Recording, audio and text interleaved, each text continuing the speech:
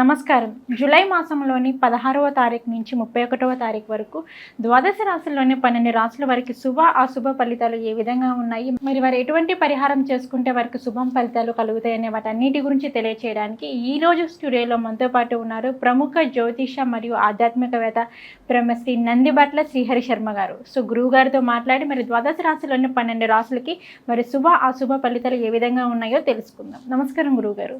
వాగర్థావివ సంపృక్తౌ వాగర్థ ప్రతిపత్తయే జగతః పితరౌ వందే పార్వతీ పరమేశ్వరౌ.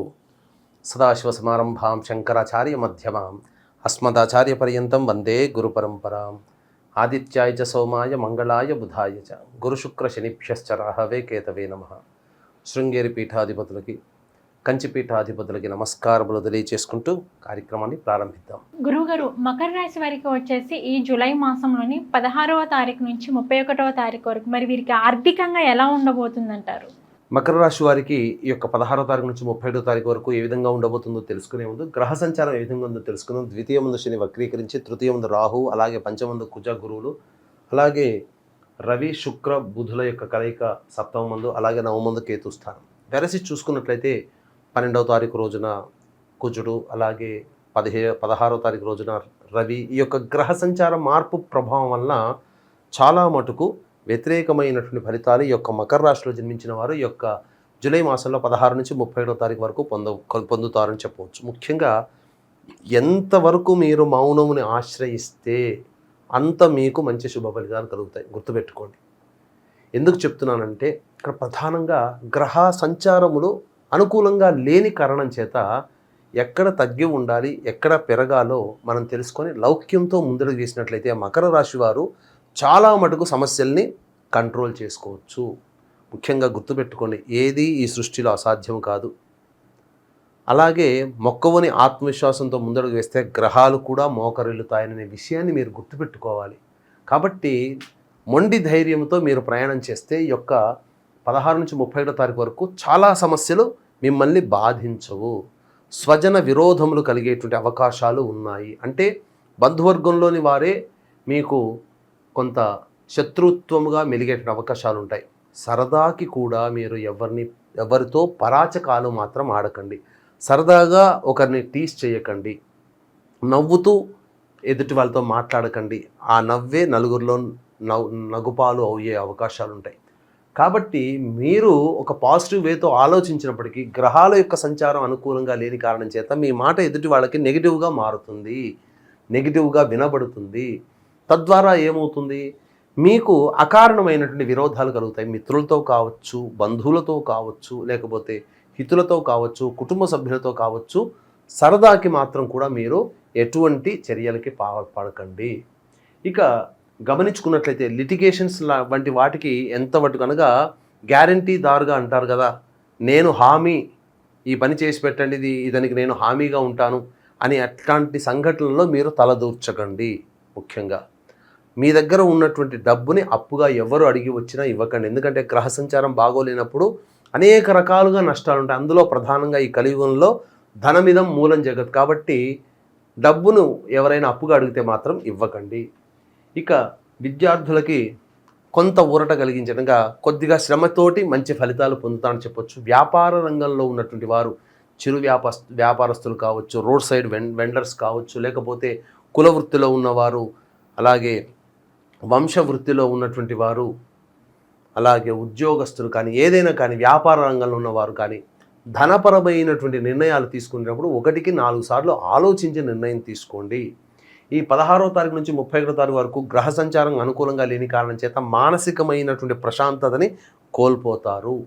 ఏతావాత చెప్పొచ్చేదంటే అనుకూలమైన సంఘటనల కంటే అనుకూలంగా లేని సంఘటనలు ఎక్కువగా ఉన్నటువంటి కారణం చేత ఇబ్బందులు పడే అవకాశం ఉంటుంది. కాబట్టి జాగ్రత్తగా మీరు చాలా పెద్ద తరహాగా ఆలోచించే నిర్ణయాలు తీసుకోండి. అయితే ఇంతకుముందే చెప్పుకున్నాం, డబ్బు లేనిదే ఈ ప్రపంచంలో ఏది సాగదు. కాబట్టి మనకు ఏ సమయంలో ఖర్చులు అధికంగా ఉంటాయి, ఏ సమయంలో మనం ఆశించిన మేర మనకు లాభం కలుగుతుంది.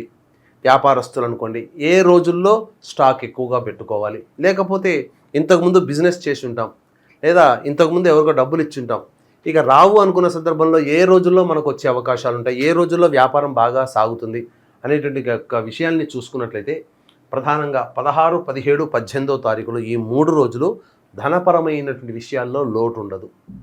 ధనము ఖచ్చితంగా వచ్చి తీరుతుంది.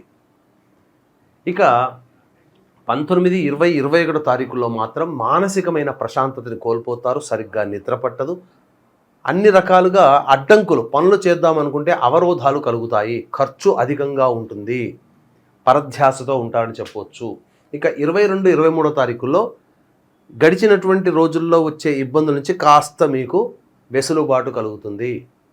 అంటే ఎండగా ఉన్నవాడికి చెట్టు నీడ చల్లగా ఎలా అనిపిస్తుందో ఎన్నో కష్టాలు ఈ 19, 20, 21 తారీఖులో ఈ 3 రోజుల్లో పడినటువంటి కష్టాలకి కొంత రిలీఫ్ 22, 23 తారీఖులో కలుగుతుంది. తద్వారా పాజిటివ్గా ఉంటారు.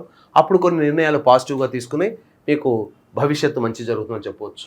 ఇక 24, 25 తారీఖుల్లో ఖర్చులు అధికంగా ఉంటాయి. కుటుంబ సభ్యులతో మీరు వాగ్వివాదాలు పెరిగే అవకాశాలు ఉంటాయి. మీ యొక్క వాక్కును అదుపులో ఉంచుకోండి. ఈ 24, 25 తారీఖుల్లో అకారణ విరోధాలు మీ వల్ల కలిగే అవకాశం ఉంటాయి. కాబట్టి ధైర్యం ఇచ్చినటువంటి 22, 23 తారీఖులో వచ్చిన ధైర్యంతో ఎదుటి వాళ్ళని చులకనగా చూడకండి. ఇక 26, 27 తారీఖుల్లో బంధువర్గాల యొక్క సహాయ సహకారాలు కావచ్చు, మిత్రుల యొక్క సహాయ సహకారాలు కావచ్చు, వాళ్ళ వల్ల మీకు కొంత ఆకస్మిక ధన ప్రాప్తి కలుగుతుంది. మీరు ఊహించకుండానే ధనము మీ చేతికి అందుతుంది. ఇక 28, 29, 30, 31 తారీఖులు ఇవి ఏమంత మంచి రోజులు కావండి. కార్యహాని జరిగేటువంటి అవకాశాలు ఉంటాయి. ఆరోగ్యం పట్ల కూడాను శ్రద్ధ వహించాలి. ఇక అన్నిటికంటే మించి గృహంలో మరమ్మతులు కానీ, వాహన మరమ్మతులు కానీ జరిగేటువంటి అవకాశాలు ఉంటాయి.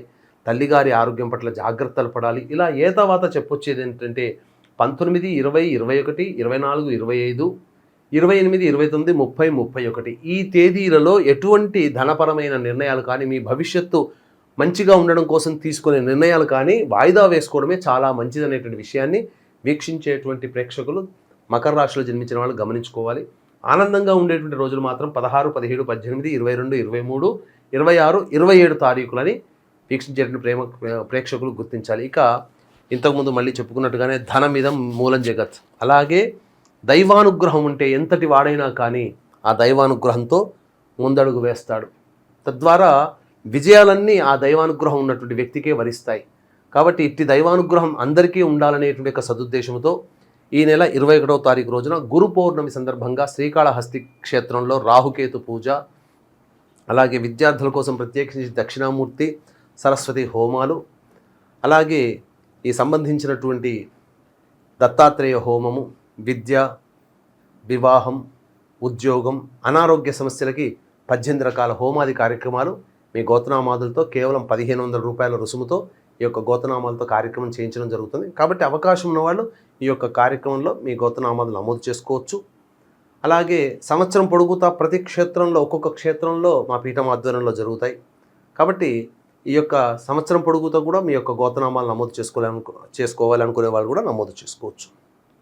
ఓకే గురువు గారు, మకర రాశి వారికి వచ్చేసి ఈ జూలై మాసంలోని 16వ తారీఖు నుంచి 31వ తారీఖు వరకు మరి వీరికి ఎలా ఉంటుంది, అలాగే ఖర్చులు ఏ విధంగా ఉండబోతున్నాయి, ఏ రోజుల్లో వీరికి శుభం కలుగుతుంది అనే అంశం గురించి అయితే మాకు తెలియజేశారు.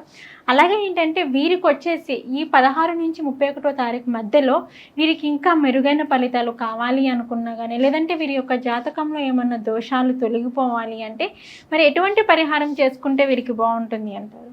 ప్రధానంగా ఈ యొక్క మకర రాశి వారు గమనించుకున్నట్లయితే వీరికి సంబంధించి ప్రతిరోజు శంకరాచార్య విరచిత సుబ్రహ్మణ్య కరావలంబ స్తోత్రము, లక్ష్మీ నృసింహ స్తోత్రము ఇవి రోజుకి 3 సార్లు ఒక వారం రోజుల పాటు పఠించండి. చాలా మటుకు ఈ యొక్క దైవానుగ్రహం వల్ల మీకున్నటువంటి సమస్యలన్నీ పరిష్కారం అవుతాయని చెప్పడంలో ఏమాత్రం సందేహం లేదు. ఓకే గురుగారు, మకర రాశి వారికి వచ్చేసి ఈ జూలై మాసంలోని 16 నుంచి 31 వరకు మరి వీరికి ఎటువంటి ఫలితాలు రాబోతున్నాయి, శుభ అశుభ ఫలితాలు ఏ విధంగా ఉన్నాయి అనే అంశం గురించి అయితే మాకు తెలియజేశారు గురువుగారు. ధన్యవాదాలు. సర్వం శ్రీ ఉమామహేశ్వర పరబ్రహ్మార్పణమస్తు.